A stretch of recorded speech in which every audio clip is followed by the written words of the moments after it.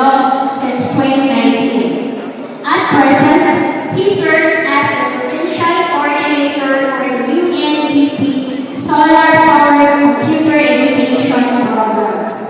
Throughout his career, he has been deeply involved in numerous development initiatives and partnerships.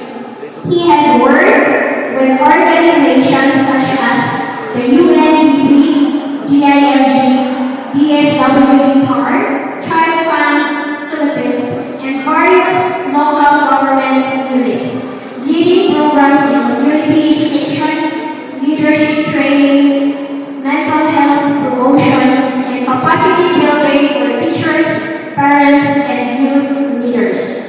He has also served as a board member of the Eagle Learning Initiative and Helping Hands, Healing Hearts Ministries, and previously as executive director of the same are Street Children Foundation Incorporated.